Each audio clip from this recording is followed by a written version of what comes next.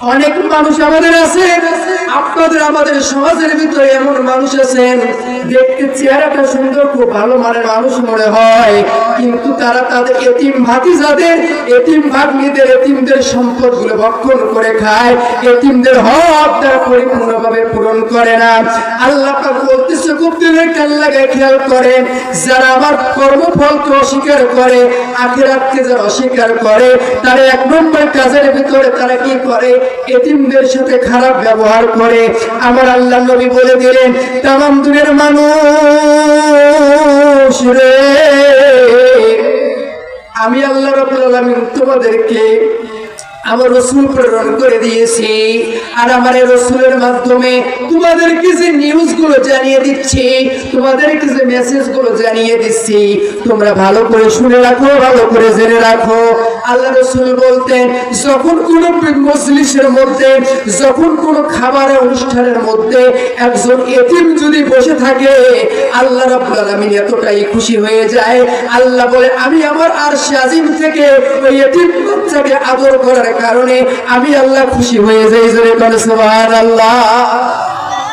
অথচ আমাদের এই সমাজ ব্যবস্থায় এতিম যারা আছে, আমরা সকলেই খালি সুযোগ খুঁজি কিভাবে কারে ঠকে খাওয়া যায়। বলেন তো আছে না নাই? জোরে বলে আছে না নাই? বাজারে বরাবর খেয়াল করে আল্লাহ বলতেছেন, ওয়ালা ইয়াহুদ্দু আলা তুআমিল মিসকিন।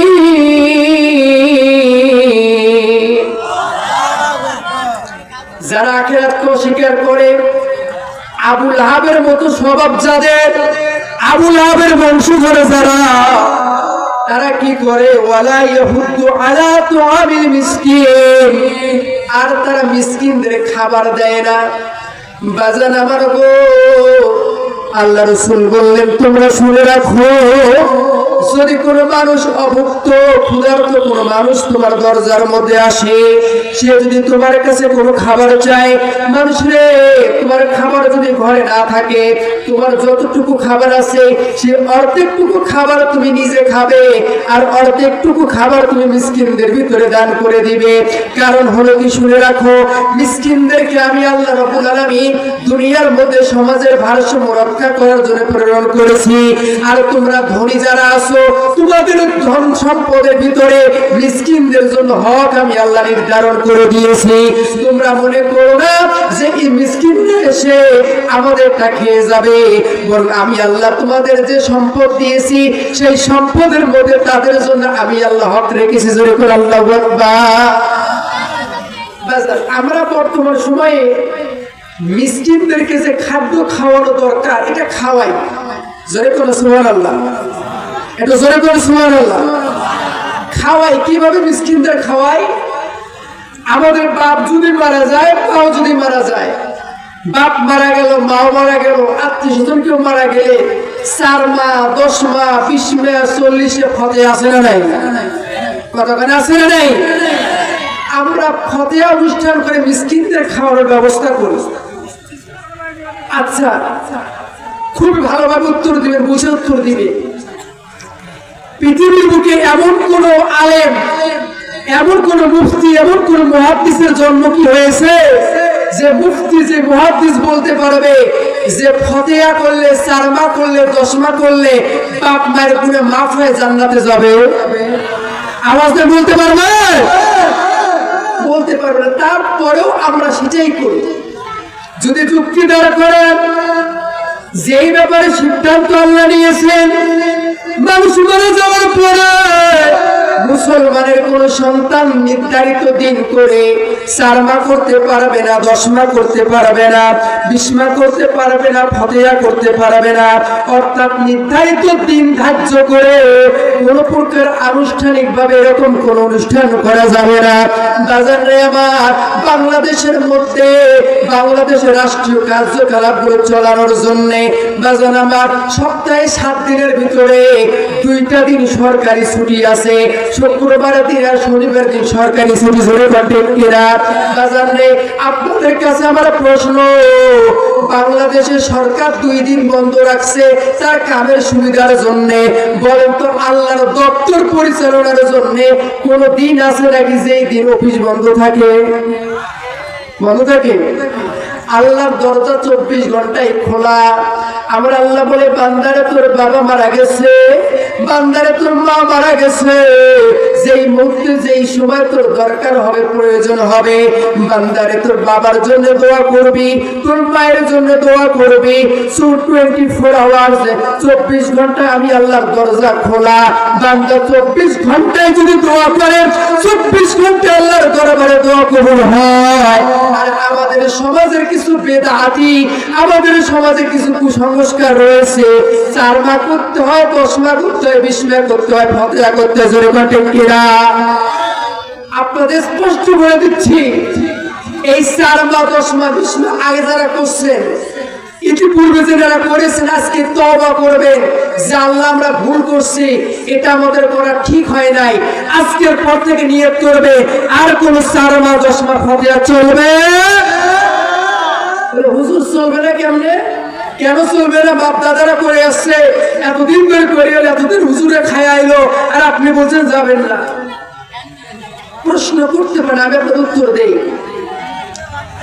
আমি এক জায়গার মধ্যে কথা বলেছিলাম, এই কথা বলার পরে একজন বলল, আল্লাহ রাসূল বলেছেন, জিজ্ঞাসা করে আইনুল আমল খায়রিন্দাল্লাহ, আল্লাহর কাছে সবচেয়ে উত্তম আমল কোনটি, কোন আমলটা আল্লাহর কাছে পছন্দের? আল্লাহ রাসূল বললেন, ইতমুল মিসকিন, তো আমি মিসকিন, মিসকিনদের খাওয়ানো, আর মিসকিনদের খাওয়ানোর মানুষকে বস্ত্র দান করা। আল্লাহ রাসূল যেখানে বললেন মিসকিনদেরকে খাওয়ানোটা, খাদ্য দান করা সবচেয়ে উত্তম কাজ, এই উত্তম কাজ যদি কোনো ব্যক্তি করে তাহলে সে আল্লাহর নৈকট্য হাসিল করতে পারে। আল্লাহ যেখানে বললেন মিসকিনদেরকে খাওয়াইলে আল্লাহ খুশি হয়, আল্লাহর নৈকট্য পাওয়া যায়, হুজুর আপনি কি জন্য বললেন যে ফতোয়া করা যাবে না, সারমা করা যাবে না? ফতোয়ার মধ্যে, সারমার মধ্যে আমরা তো মানুষকে খাওয়াই, খাদ্য দান করাটা তো ভালো আমল, নেক কাজ। আচ্ছা বলেন তো কথাটা ঠিক না ঠিক? আওয়াজ দেখো, ঠিক না ঠিক? খাদ্য খাওয়াটা অবশ্যই ঠিক, কিন্তু আপনাদের কাছে প্রশ্ন, এই যে ফতোয়া অনুষ্ঠানের মধ্যে যখন আড়াত তরকারি পশ্চিমে ধরে, গ্রামের ভাষায় বললাম, যখন আড়াত তরকারি পশ্চিমে ধরে, এই আড়াত তরকারি দেওয়ার সময় বলেন তো, যে ফকিরানি জীবনে বস্তু কিনতে পারে না, তার কাছে যে ডাবুরে তলস যায় না, মুসারুজেন তার কাছে ডাবুরে তলস যায়? কথা বলে জোরে বলতে কিনা? মুসারুজেন যাই বড় মোস আছে, যা জিন্সিং প্যান্ট পরে আসছে যায়, ভালো কোটটাই গায়ে দিয়ে আসছে যায়, তাকে আলাদা করে পিলেও বাড়ি দেওয়া হয়, আলাদা করে প্লেটও বাড়ি দেওয়া হয়, তার কাছে গিয়ে একেবারে ডাবুরে নিচু যে ঘোল দেওয়া মাংস খোঁজে। জোরে ঘটে কিনা? বাজান রে আমার মনে হয় ওরা যদি মিসকিনদেরকে খাওয়ানো নিয়ত করতো, আল্লাহ কসম করে বলি, যদি মিসকিনদের খাওয়ানো নিয়ত করতো তাহলে ওই বড় ধনী ব্যক্তির কাছে যায় ডাবুরে তলত যায়, তোর মাংস একটু বেশি উঠতো না। জোরে ঘটে কিনা? মূলত মিসকিনদের জন্য খাওয়ানো এটা নয়, এটা করে কি মানুষ দেখানোর জন্য। আমার বাবা মারা গেছে, আমার বাপ মারা গেছে, যদি ফতোয়া না করি এলাকার মানুষই কমে এতগুলো সম্পত্তি ধুয়ে গেল, ভাই আর অমুকের বেলা ফতোয়া হইল না। জোরে ঘটে কিনা? আচ্ছা আপনাদের কাছে প্রশ্ন, বলেন তো আমরা যারা ইবাদত করি আল্লাহকে খুশি করার জন্য না মানুষকে? জোরে বলেন কাকে? আল্লাহকে খুশি করার নিয়তে যদি হয় তাহলে আল্লাহর পদ্ধতি অনুযায়ী করব, নাকি আমরা আমাদের মন গড়া মতো করব? জোরে বলেন কার? জোরে বলেন কার? আল্লাহর পদ্ধতি, আল্লাহর সিদ্ধান্ত অনুযায়ী করতে হবে। খুব মনোযোগ দেন। হয়তো আপনারা মনে করুন হুজুর আপনি এই আলোচনা করতেছেন কেন? আমাদের সমাজের ভিতরে এই আলোচনাগুলো করা হয় না, যার কারণে দিন দিন আমাদের সমাজের ভিতরে নানান ধরনের ফিতনা বিদআত দিয়ে ভরে যাচ্ছে। আমরা আমাদের ঈমান আমল হারিয়ে ফেলতেছি, নিজেরাও চিন্তা করতে পারতেছি না। আল্লাহ রাব্বুল আলামিন বলেন, ওয়ালা ইয়াহুদ্দু আলা তুআমিল মিসকিন। মানুষ রে, আমার পরকালকে যারা অস্বীকার করে তারা এতিমদের সাথে খারাপ ব্যবহার করে, মিসকিনদেরকে খাবার দেয় না। আমি আল্লাহ বলে দিলাম তোমরা মিসকিনদেরকে খাওয়াবা, মিসকিনদেরকে তোমরা বেশি করে দিবা। মিসকিনদেরকে খাওয়ালে, মিসকিনদেরকে দিলে, তাহলে তাড়াতাড়ি করে তোমাদের আমার রেজামন্দি হাসিল করতে পারবে। ও আমার বাজার, ও আমার বাজার, খুব দিলের কান লাগায় খেয়াল করেন। আল্লাহ বললেন মিসকিনদেরকে খাওয়াবা। ও মানুষ, তোমার বাবা মারা গেছে, তোমার মা মারা গেছে, তোমার বাবা মারা যাওয়ার পরে তোমার মনটা চাইতেছে আমার বাবার পক্ষ থেকে কিছু খাদ্য মানুষের মাঝে দান করব। আমার মা মারা গেছে, মায়ের পক্ষ থেকে মানুষকে কিছু খাদ্য দান করব।